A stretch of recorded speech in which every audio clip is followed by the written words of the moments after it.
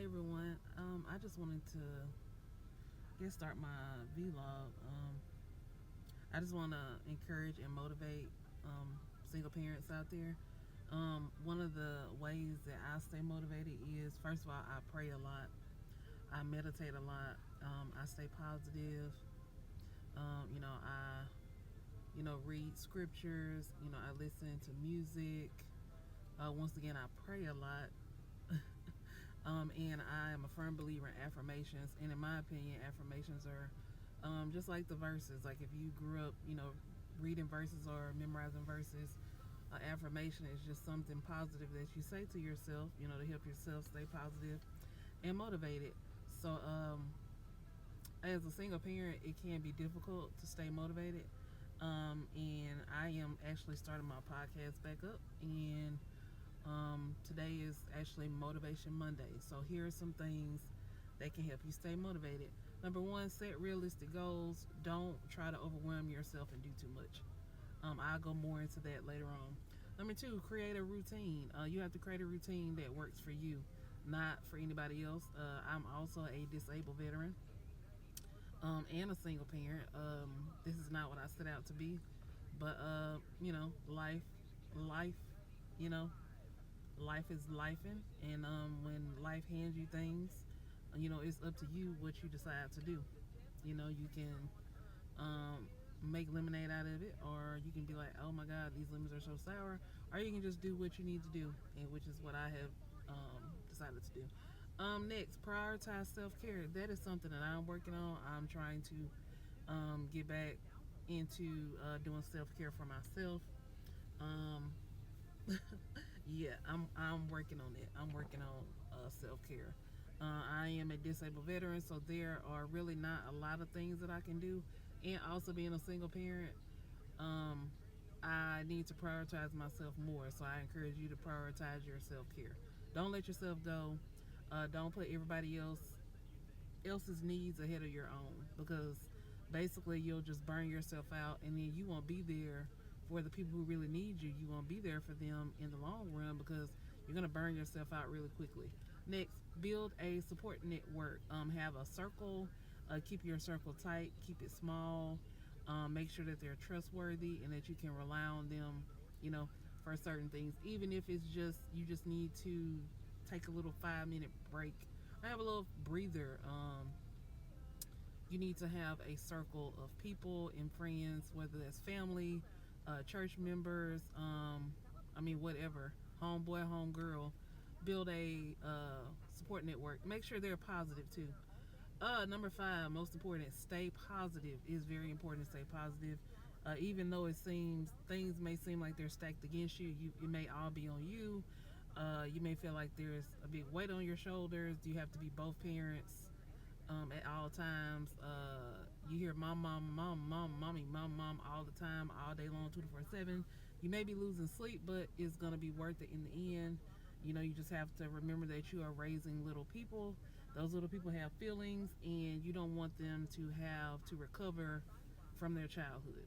You don't want that. So you want to do everything you can, to heal yourself and make sure that you stay positive, because whatever your attitude is, that's going to become their attitude.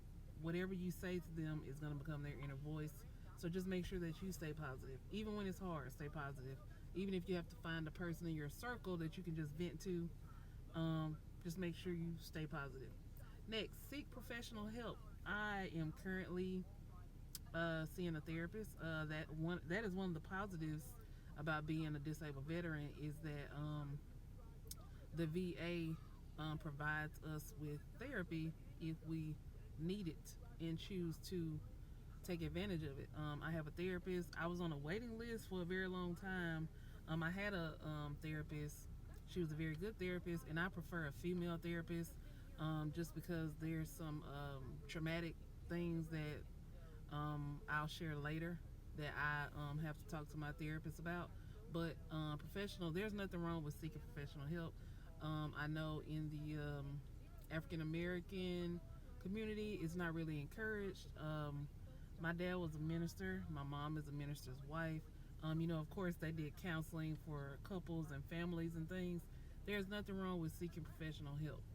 I read my Bible, I pray, and I study, and I still needed to seek professional help because there were some things that I couldn't share with my church family that I can share with my therapist.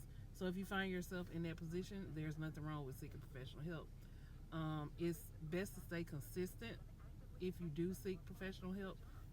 Don't go into it with a closed mind. Go into it open minded, and actually pay attention and actually listen to the things that the therapist is trying to help you with because you're seeking help.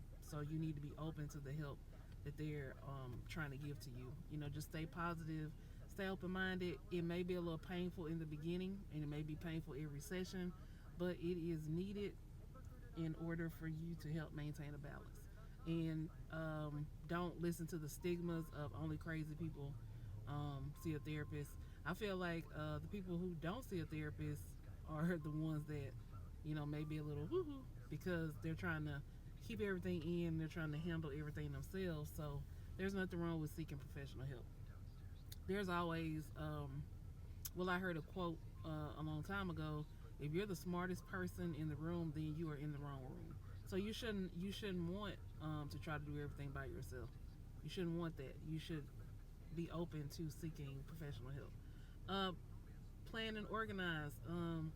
It's okay to write a list. It's okay to have a planner. It's okay to be organized. It's okay to prep and do things beforehand. That is a big thing that I have to do as far as being a single parent and also, being a disabled veteran. I have to plan things and prep things ahead.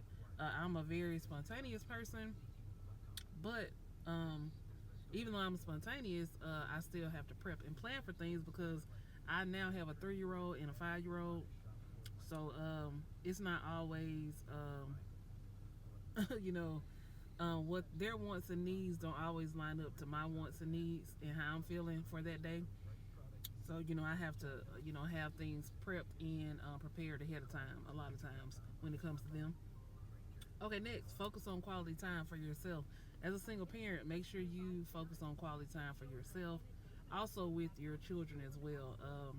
Even though you may have to work to provide for them, to take care of them, because yeah, obviously you're a single parent. So most single parents are doing it by themselves. They're really not receiving a whole lot of help, whether it's physical, mental, or financial. From the other parent. If you are receiving help, you are very blessed and be very appreciative of that help. But also, with that being said, I was in well, the relationship that I was blessed to not be in anymore, which became, which is how I became a single parent. You don't want the person that you are in a relationship with to mistreat you because you need their help. So when that person chose to walk away from the relationship, I took that as a sign because I'm a firm believer in signs, and I took that as a sign that it was time for that relationship to end when that person decided to walk away. I did not chase or beg or plead with that person because if you don't realize how important it is for you to be in your children's lives, then that's between you and the person that you serve. So, when he decided to walk away from our relationship, not only did he walk away from me, he walked away from, my boys as well. Also, with me being a disabled veteran, I, you know, needed help and assistance with several things.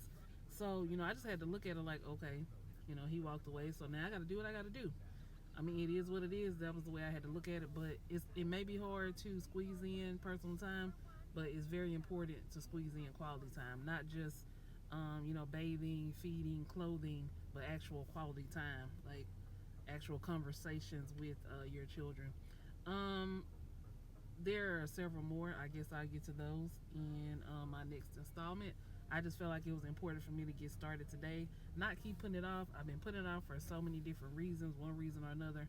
But I received a sign the other day that was confirmation I need to start again. So stay motivated, stay positive, and stay encouraged. And single parents, we can do this.